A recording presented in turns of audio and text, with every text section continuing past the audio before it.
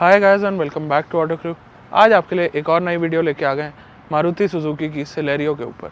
दोस्तों आज की वीडियो में देंगे आपको इस गाड़ी का एक डिटेल्ड वॉक अराउंड, बताएंगे सभी डिटेल्स जो हमने नोट करी इस गाड़ी के बारे में, और साथ ही एंड में अपना वर्डिक्ट देंगे कि आपको मारुति सुजुकी सेलेरियो खरीदनी चाहिए या फिर नहीं, कौन सा वेरिएंट खरीदना चाहिए और कौन कौन से कॉम्पिटिटर्स हैं जिनकी तरफ आप नज़र डाल के कहीं ना कहीं एक बेहतर ऑप्शन कंसिडर कर सकते हैं या एक बेहतर गाड़ी कंसिडर कर सकते हैं।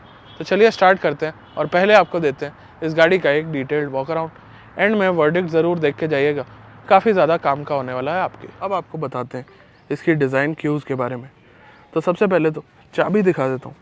तो दोस्तों ये आप देखेंगे लॉक अनलॉक और कीलेस एंट्री टाइप की चाबी है। टिपिकल मारुति की जिस तरह की आती है उसी तरह की ये चाबी रखी गई है। और आज मैं आपको दिखा रहा हूँ इसका ब्राउन कलर।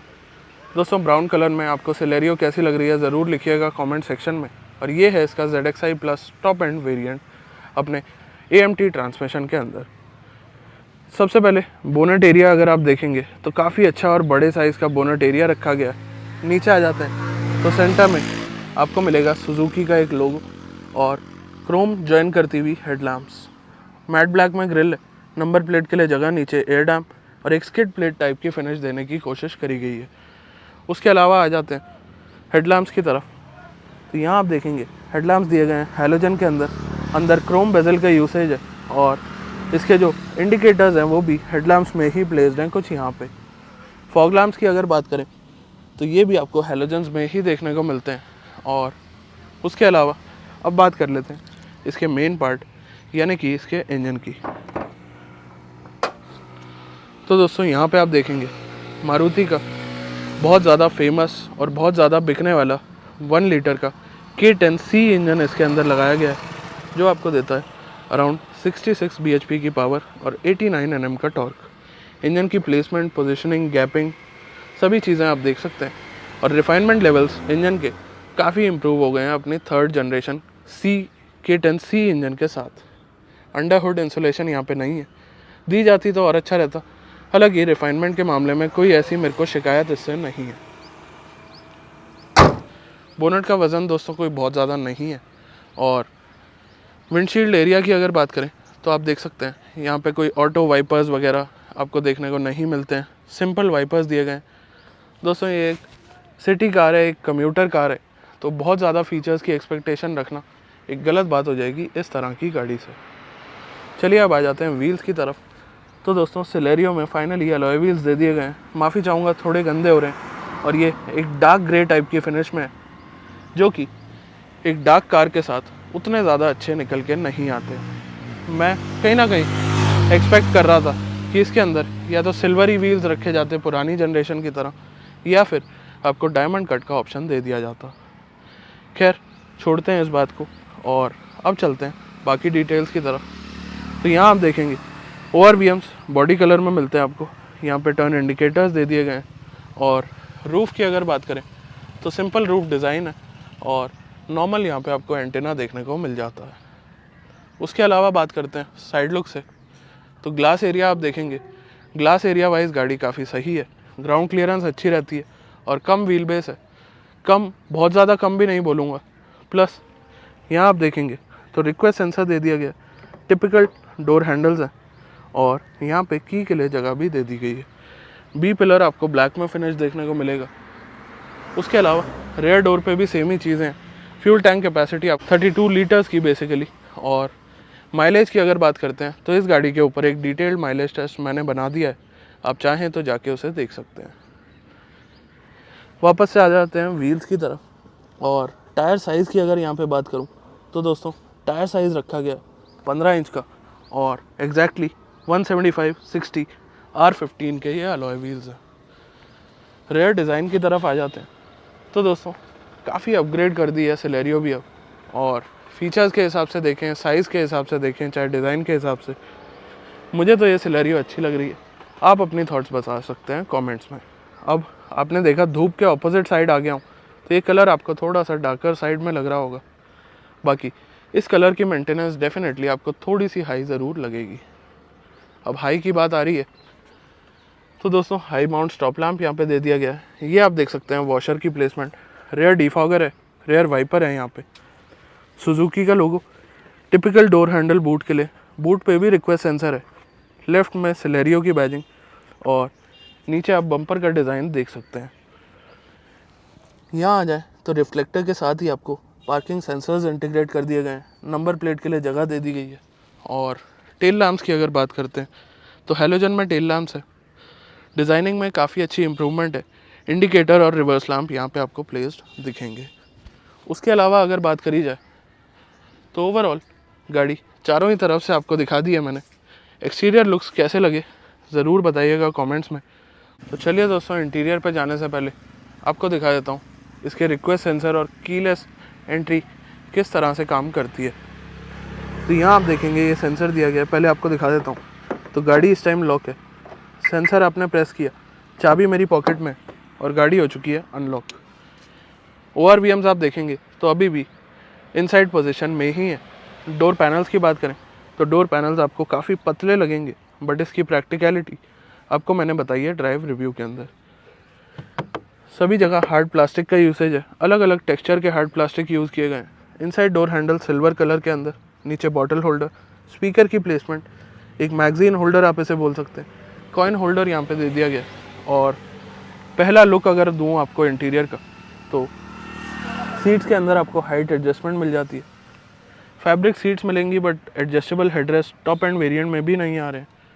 और नीचे अगर आपको दिखाऊं तो ये है इसकी AMT वर्जन, ये आप देख सकते हैं गियर लीवर, यहाँ से आप अपने इंजन बे का एक्सेस ले सकते हैं, हेडलैम्प लेवलर और यहाँ start stop button, auto of और ORVMs की इलेक्ट्रॉनिक एडजस्टमेंट के लिए बटन्स दिए गए। AC वेंट्स के सराउंड में सिल्वर कलर का यूसेज है और सिलेरियो की मैटिंग आप देख पा रहे होंगे। तो अब आ चुका हूँ मैं अंदर की तरफ और पहले कर लेते हैं गाड़ी को स्टार्ट। तो ब्रेक दबा के स्टार्ट स्टॉप बटन दबाता हूँ तो ये आप देखेंगे इलेक्ट्रॉनिक फोल्डिंग के साथ आते हैं आपके ORVMs। और नॉइज़ वगैरह आपने सुन ली होगी कितनी आती है जब ये गाड़ी स्टार्ट करी जाती है। उसके अलावा आप देखेंगे म्यूज़िक सिस्टम ऑन हो रहा है और साथ ही AC फैन स्पीड 1 पे इस टाइम ऑन है। चलिए राइट साइड की डिटेल्स तो आपको बता दी थी। स्टीयरिंग आप देखेंगे तो आपको मारुति की बाकी छोटी गाड़ियों से सिमिलर ही लगने वाला है। यहाँ पे लेफ़्ट साइड में आपको कंट्रोल्स देखने को मिलते हैं मीडिया रिलेटेड, और मेरा फ़ोन इस टाइम कनेक्ट हो चुका है ब्लूटूथ से। आपने देखा गाना भी बज गया, खैर उस चीज़ को इग्नोर करिएगा।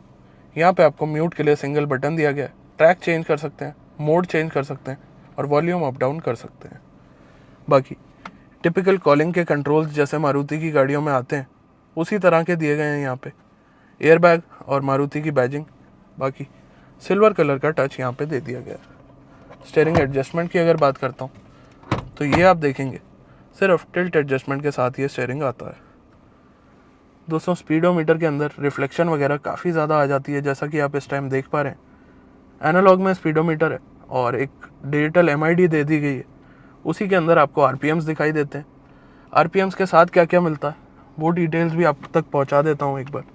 तो यहाँ आप देखेंगे आपको गियर दिखाई दे रहा होगा इस टाइम न्यूट्रल पे, एवरेज दिख रही होगी, फ्यूल दिख रहा होगा कितना है गाड़ी के अंदर, RPM मीटर दिख रहा होगा। उसके अलावा रेंज दिखाती है गाड़ी, ओडोमीटर की रीडिंग आप ले सकते हैं।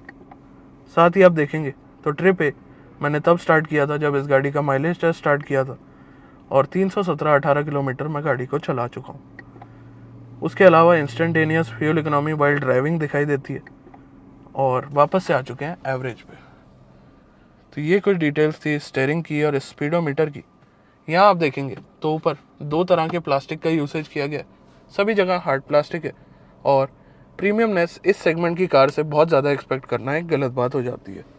सेंटर में आप देखेंगे तो मारुति का 7 इंच का टच स्क्रीन सिस्टम दे दिया गया है, जैसे आप चाहें तो कुछ इस तरीके से ऑफ कर सकते हैं। वॉल्यूम एडजस्टमेंट, म्यूट का बटन, यहाँ से होम स्क्रीन, सेटिंग्स, म्यूज़िक और बैक जाने के लिए। इसमें आप ब्लूटूथ कनेक्ट कर सकते हैं, एंड्रॉयड ऑटो, एप्पल कारप्ले। उसके अलावा आप अपनी माइलेज वगैरह की डिटेल्स यहाँ से देख सकते हैं और कई सारी डिटेल्स ये आपको ऑफ़र कर देता है। होम पे जाने के लिए ये बटन है, फ़ोन कनेक्ट करने के लिए या किसी को डायल करने के लिए। उसके अलावा यहाँ आप देखेंगे तो कुछ इस तरीके से आप अपनी सेटिंग्स को चेंज कर सकते हैं। अब सेटिंग्स की बात आई गई है तो display, date and time, vehicle alerts और ये कुछ ऑप्शंस यहाँ पे दिए गए हैं। वॉल्यूम में चलते हैं तो आप bass, mid, treble, balancer, equaliser, volume, speed dependent volume, speed B, volume attenuation during reverse के बटन दे दिए गए। प्लस आप देखेंगे AM और DRM की सेटिंग्स यहाँ पे और फ़ोन कनेक्टिविटी। चलिए इसे होम पे डालते हैं वापस से और बाकी डिटेल्स की तरफ चलते हैं। तो एक यू शेप की फॉर्मेशन आप देख सकते हैं सिल्वर कलर में, प्लस AC वेंट्स के अंदर हल्का सा सैटिन सिल्वर या सैटिन क्रोम का टच मैं यहाँ पे बोल सकता हूँ। सेंटर AC वेंट्स काफ़ी अच्छे लगते हैं। अब आपको यहाँ पे काफ़ी सारे कंट्रोल्स दिख रहे हैं। तो ये दिया गया विंडो लॉक का, और विंडो लॉक करने के बाद ये देखिए पैसेंजर या कोई भी रेयर पैसेंजर अपनी विंडोज़ को ओपन या क्लोज नहीं कर सकता है। बंद कर देते हैं इसे, और ये देखिए पैसेंजर साइड विंडो का बटन ये वाला है आपका हज़ार्ड लैम्प स्विच यहाँ पे दिया गया, और ये A लिखा हुआ ड्राइवर साइड में। तो driver side power window auto down के साथ है, बट इसके अंदर ऑटो अप भी दिया जाना चाहिए था। ये आप देख सकते हैं ये रुक रही है। उसके अलावा ये आप बटन देखेंगे लॉक अनलॉक कुछ इस तरीके से आप कर सकते हैं। AC कंट्रोल्स की तरफ आ जाए तो यहाँ पे blower settings, fan speed, temperature settings, outside air, inside air, defogger और AC का बटन। नीचे आ जाते हैं तो यहाँ आप देखेंगे 12 वोल्ट का सॉकेट दिया गया है, एक USB ऑक्स सॉकेट दिया गया है जहाँ पे मेरी वायर इस टाइम कनेक्टेड है, एक कभी होल जहाँ पे फ़ोन इजीली आ जाता है, 2 कप होल्डर्स, और ये आपका 5 स्पीड का ऑटो गियर शिफ्ट या AMT सिस्टम। उसके अलावा सेंटर में hand brake with chrome lever दी गई है, और यहाँ पे रेयर पावर विंडोज़ के कंट्रोल्स हैं। पैसेंजर साइड डोर आपको सिमिलर ही देखने को मिलता है, और अर्गोनॉमिक्स आपको इस गाड़ी के थोड़े ऑफ लग सकते हैं इस रीज़न की वजह से, बट वो रीज़न प्रैक्टिकलिटी के हिसाब से दिया है मारुति ने, और इसकी और डिटेल्स आपको पता चलेंगी अपने ड्राइव रिव्यू के अंदर। ऊपर आ जाते हैं, ग्रैब हैंडल है यहाँ पे, पैसेंजर साइड मिरर है बट लाइट वगैरह नहीं है। लाइट आप ये वाली यूज़ कर सकते हैं अगर चाहें हैलोजन में। माइक की प्लेसमेंट IRVM मैनुअल एडजस्टमेंट के साथ। ड्राइवर साइड आपको दी जाती है एक टिकट होल्डर, और ओवरऑल पूरे इंटीरियर की लुक आप इस टाइम ले सकते हैं। और ये एरिया काफ़ी थोड़ा कर्वी बना दिया गया, बट यहाँ पे प्रैक्टिकलिटी के लिए कोई स्पेस नहीं है। SRS एयरबैग की बैजिंग, वहाँ पे आपको सिल्वर टच मिलेगा AC वेंट के सराउंड में, और यहाँ पे आप अपने डॉक्यूमेंट्स वगैरह रख सकते हैं ग्लव बॉक्स के अंदर। चलिए दोस्तों अब फाइनली चलते हैं बैक सीट पे, बट बैक सीट पे जाने से पहले गाड़ी को डाल देते हैं न्यूट्रल पे, और ब्रेक छोड़ दिए, गाड़ी वापस से स्टार्ट हो गई है। सीट बेल्ट आप देखेंगे तो हटा दिया मैंने, और 1 मिनट दीजिएगा बस। ये देखिए सीट बेल्ट हट गई है, गाड़ी कर लिया मैंने अनलॉक। मेरी ड्राइविंग पोजीशन के हिसाब से चल रहा हूँ मैं, और डोर काफ़ी वाइड ओपन हो जाते हैं, प्लस ग्राउंड क्लियरेंस काफ़ी सही है गाड़ी की, तो इतनी ज़्यादा दिक्कत आपको इनग्रेस आउटग्रेस में नहीं आएगी। अब यहाँ पे आप देखेंगे तो गाड़ी ने अलार्म देना शुरू कर दिया क्योंकि चाबी मेरी पॉकेट में। रेयर डोर आपको एग्जैक्टली सिमिलर लगेगा फ्रंट डोर से, कोई ख़ास डिफरेंस यहाँ पे नहीं है। रेयर सीट्स अगर आपको एक बार दिखाऊं तो ये आप देख सकते हैं बेंच टाइप सीट्स दी गई हैं यहाँ पे, और चलिए अब अंदर बैठ जाते हैं। तो दोस्तों फ्रंट सीट मेरे हिसाब से एडजस्ट है, और नी रूम ना के बराबर मैं बोल सकता हूँ, बट मैं बैठ पा रहा हूँ, ये ही एक सरप्राइजिंग बात है। हेड रूम की अगर बात करूँ तो इतना हेड रूम देखने को मिल रहा है। फ्लोर हम्प है यहाँ पे, रेयर पावर विंडो के कंट्रोल्स यहाँ पे दिए गए, जो कि रेयर से भी थोड़ी ऑड पोजीशनिंग है। इंटीरियर कुछ ऐसा दिखता है रेयर से, और रेयर में ग्रैब हैंडल्स यहाँ पे दे दिए गए। बाकी कोई केबिन लैंप रेयर में यहाँ पे ज़रूर होना चाहिए था। और एक बार उतर के 1-2 और एस्पेक्ट दिखा देता हूँ। तो यहाँ पे आपको प्रॉपर रेयर सीट बेल्ट्स दी गई हैं, कोई आर्मरेस्ट नहीं है यहाँ पे, एडजस्टेबल हेडरेस्ट नहीं है यहाँ पे, और साथ ही रेयर पार्सल ट्रे दे दी गई है। ये दोस्तों अब आ चुका हूँ रेयर सेक्शन की तरफ, और रेयर सेक्शन का डिज़ाइन इस टाइम आप बेटर देख पा रहे होंगे लाइटिंग वगैरह के हिसाब से। बूट का एक्सेस ले लेते हैं, तो देखिएगा बूट है लॉक, बट यहाँ पे मारुति ने दिया है रिक्वेस्ट सेंसर। तो ये आप देखेंगे चाबी मेरी पॉकेट में और बूट का एक्सेस मुझे मिल गया है। 313 लीटर का बूट स्पेस है, और लेफ़्ट साइड में अगर आपको दिखाऊं तो यहाँ पे प्रैक्टिकलिटी के लिए कोई हुक प्रोवाइडेड नहीं है, कोई बूट लैम्प प्रोवाइडेड नहीं है। हालांकि 60-40 स्प्लिट सीट्स यहाँ पे दिखाई दे रही हैं। रेयर पार्सल ट्रे दे दी गई है, और नीचे एक बार दिखा देता हूँ आपको। तो यहाँ पे स्पेयर व्हील की प्लेसमेंट है कुछ इस तरीके से, और स्पेयर व्हील का टायर साइज़ 165/70/14 का है, तो ये स्पेस सेवर टायर आप बोल सकते हैं। हुक्स की प्लेसमेंट आप देखेंगे यहाँ पे, तो अगर आपको रेयर सेक्शन में कुछ एक्सेस वगैरह लेना है तो ये थोड़ी सी टफ प्लेस हो जाती है। आपको ऑन कैमरा दिखा देता हूँ। कुछ इस तरीके से पार्सल ट्रे हटा दिया मैंने, और यहाँ पे भी आप देखेंगे तो थोड़ा सा स्ट्रगल ज़रूर करना पड़ रहा है। अब आपको दिख रहा है ये वाला लेवर, तो ये लेवर हटा के 40% फोल्ड कर दिया मैंने, और ये देखिए 60-40 स्प्लिट सीट्स यहाँ पे दी गई हैं। और अगर मैं चाहूँ तो ये पार्सल ट्रे भी हटा के और ज़्यादा बूट स्पेस को इंक्रीज़ कर सकता हूँ। चलिए अब चलते हैं अपने वर्डिक्ट की तरफ। तो दोस्तों, देखा आपने एक detailed walk around Maruti Suzuki Celerio ZXi plus AMT का। अब दोस्तों, इस पर्टिकुलर गाड़ी का प्राइस जो मैंने आपको दिखाया ये है 6,99,000 एक्स शोरूम, और ऑन रोड आते आते दिल्ली में लगभग 7,70,000 7,80,000 के आसपास प्राइस पहुंच जाता है। ये गाड़ी स्टार्ट होती है अपने LXi वेरिएंट के साथ 5,23,000 एक्स शोरूम के प्राइस पे, और इसी प्राइस के अंदर लगभग इसी साइज़ के अंदर और जो गाड़ियाँ आपको देखने को मिल जाती हैं वो मेजरली आज की डेट में सिर्फ मारुति की ही हैं। एक तो ऑल्टो K10 आप ले सकते हैं अगर आपके बजट थोड़ा सा और ज़्यादा, आपको कम खर्चना है गाड़ी के ऊपर पैसा, या फिर मारुति सुजुकी की वैगनार दोस्तों थोड़ी ज़्यादा स्पेस के साथ आती है, ज़्यादा प्रैक्टिकल कार है, बट कहीं ना कहीं वैगनार फ्लीट में या कैब ऑपरेशंस में आपको काफ़ी ज़्यादा दिखाई देगी। तो अगर आप एक थोड़ी सेपरेट प्राइवेट कार रखना चाहते हैं तो फिर सिलेरियो आपके लिए एक अच्छा ऑप्शन बन सकता है। ओवरऑल अगर बात करी जाए तो एक छोटी सिटी कार के हिसाब से पिछले 5 दिनों में जो मैंने इसे यूज़ किया, मुझे ये गाड़ी काफ़ी अच्छी लगी। और ओवरऑल अगर बात करता हूँ तो ऐसी कोई कमी नहीं लगी है इस गाड़ी में कि मैं इस गाड़ी को आपको रिकमेंड ना कर सकूँ। बाकी छोटी मोटी कमियाँ हैं, जैसे कैमरा नहीं है।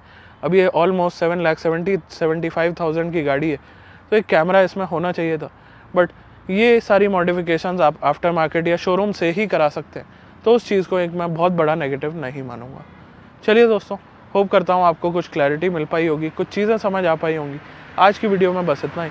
मिलते हैं बहुत जल्द एक नई वीडियो के साथ, तब तक के लिए धन्यवाद।